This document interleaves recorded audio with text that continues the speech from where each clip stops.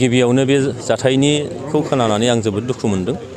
बे जाथायनिखौ आङो आंनि फारसेनिफ्राय सोंखारिदों आरो जाय सांबादिक जोंनि खौरांगिरि चिरां जिल्ला खौरांगिरि सन्थानि बिथाङा गाहाय नेहाथारि जयन्त देबनाथ, जाय जयन्त देबनाथखौ आं सिगांनिफ्रायनो मिन्थिगौ, दिनैनिनो बाथ्रा नङा।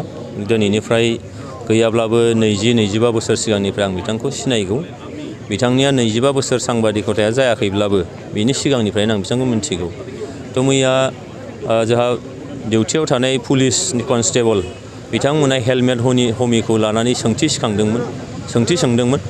बेयावनो बाथ्रा दान्थेलायनाय जानानै बिथांखौ फैनाय जादों, बुनाय जादों, गाज्रि रोखोमै जोखोम जादों होनना मिथिगौ आरो दासिमबो हस्पिटालाव बिथाङा दङ।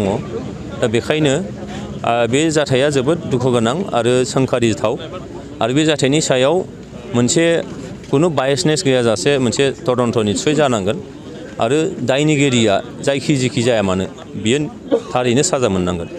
सांबादिकता बा नोङो खौरां बिजोङा जाहैबाय हादोरनिनो मोनब्रै खुन्थिया। जाय मोनब्रै खुन्थियाया मजबुत जायोबा देशानो मजबुत जायो। रायजो राजानि जायफोर भइसलेस सेक्सन दङ बिथांमोननि बाथ्राखौ सरकारनो होनाय बा समाजाव खोन्थानानै होनाय, समाजनि मोजां खामानि बा सरकारनि मोजां खामानिखौ रायजोनो फोरमायफैनाय, बे खामानिखौ जिथु सांबादिकफ्रा मावो बा खौरां बिजोङा मावो।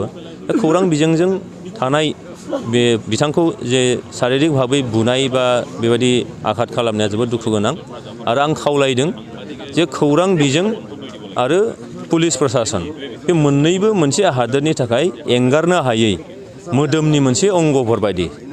दा मोनसेखौ गारनानै गुबुन मोनसेया फुरा जानो हाया। बेखायनो मोनसे खुनु बायसनेस गैयाजासे बेयाव तदन्त जानांगोन आरो बे तदन्तनि गेजेरजों जायफ्रा दाय ओंखारो बिथांखौ साजा होनांगोन। आं एसे सिगां SP बिथांजों सावरायदोंमोन। बिथाङा बुंदों जे आइननि भाबै जे दस दङ बेखौ निस्सय खालामनाय जागोन आरो आं सोंदोंमोन जे पुलिसफ्रा हेलमेट हमनांगौ ना हमनाङा। दा बिथाङा बुंबाय स्टेटनिफ्राय नोङो स्ट्रिक्ट मोनसे पुलिस बिफाननिफ्रायनो स्ट्रिक्ट मोनसे अर्डार दङ जे पुलिस बिफानब्लाबो पुलिस बिफानाव थानाय बा जायफोर नोङो डिउटियाव दङ बिथांमोनाबो हेलमेट हमथारनांगौ। बे एकदम बाध्यतामूलक, बेयाव खुनु रावहाबो बिनि गोजौआव नङा। बेखायनो आं बुंदों जे रावबो आयेननि गोजौआव नङा, आयेननि सिङावनो दं। बेखायनो आयेननि भाबै बिथांमोनखौ जाहाथे दसि जुदि मोनो बिसार खालामनायनि तदन्त खालामनायनि उनाव जाहाथे नांगौ रोखोम राहाखौ लायो, आं बेखौनो खावलायदों। नाथाय मा नुनो मोनदों दि सोंथि सोंनायाव एबा मोनसे बुंनो मोन्थाय थानायावनो सोंनायावनो मोन्थाय गैयै बायदि मोनसे थासारिखौ नुनो मोन्दों। बेनि गेजेराव नोंथाङा सरकारनि जानाय मा मेसेज होनो? सोंथि सोंनायाथ' जोंनि गणतन्त्र देशआव बिनि उदांस्रिया निस्सय दङ। बेयावनो होबथानो हानाय बाथ्रा गैया। नाथाय डाइरेक्टिभ प्रिन्सिपल्स अफ स्टेट पलिसि माखासे दङ। बेयाव माखासे सिमा बबेबा लेभेलाव थायो। नाथाय मैयानि बेलायाव बे सोंथि सोंनायाव माबा गोरोन्थि जादों आं बेखौ नुनो नागिराखै।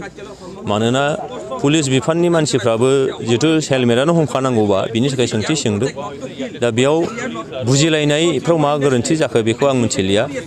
दा बेखायनो उसित मोनसे तदन्त बेयाव जाथारनांगौ आरो बे तदन्तनि गेजेरजों जायखौ दायनि मोनगोन बे मोनसे साजाया मोनसे मोनथारनांगोन, आं बेखौनो बुंदों।